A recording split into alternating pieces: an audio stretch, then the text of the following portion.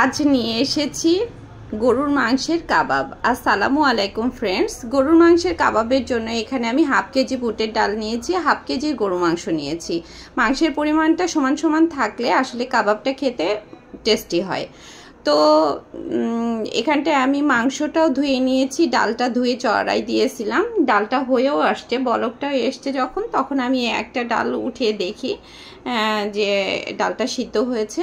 এই অবস্থায় আমি মাংসটাও দিয়েছি এবং মাংসটা দেওয়ার সাথে সাথে আমি এলাচ, দারচিনি, লবঙ্গ সবগুলো উপকরণই দিয়ে দিলাম যেন আমার ব্লেন্ডারে ব্লেন্ড করতে সহজ হয়।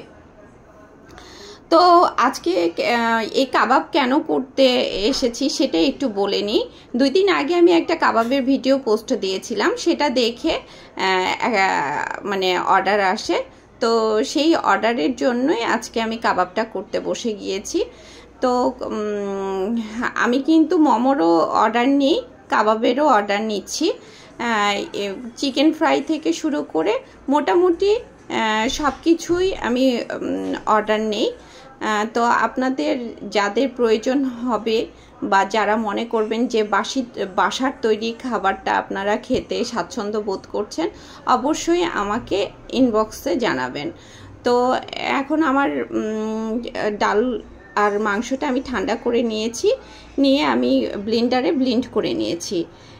এদিকে ব্লেন্ড করাও শেষ, এদিকে আমি সবগুলো উপকরণ একসঙ্গে নিয়ে বসে গিয়েছি মাখামাখি করতে। এখন এখানটায় আমি আদা বাটা, রসুন বাটা, পেঁয়াজ বাটা, মরিচ বাটা আর হচ্ছে কিছু খুব সামান্য একটু হলুদের গুঁড়া আর মরিচের গুঁড়া নিয়েছি। আর নিয়েছি 3 পিস মানে 3 টুকরা হচ্ছে লেবুর রসটা দিলে কাবাবটা খেতে বেশ মজা হয়। তো এখানে আমি 2টা ডিম নিয়েছি আর একে একে আমি সবগুলো কাবাব তৈরি করে ফেলেছি। আসলে হাতের 5টা আঙ্গুল তো এক সমান না, হাতের তৈরি জিনিস তো আর এক সমান হয় না, একটু 19-20 হয়, তাতে সমস্যা নেই মনে হয়, কারণ নিজেদের মানুষের অর্ডার। তো আমার হচ্ছে কাবাবগুলো তৈরি করা শেষ। এখন আমি ভাজাভাজিতে চলে এসেছি, সুন্দর করে লাল লাল করে ভেজে নিচ্ছি। দেখেন কত সুন্দর হয়েছে দেখতে, শেপটাও অনেক সুন্দর হয়েছে আর প্রতিটাই আস্তই আছে, ভেঙে যায়নি। তো এখন হচ্ছে যেহেতু পার্সেল দিতে হবে, তো পার্সেল বক্স রেডি করে ফেলেছি। ভালো লাগলে লাইক, কমেন্ট, শেয়ার করবেন। ধন্যবাদ।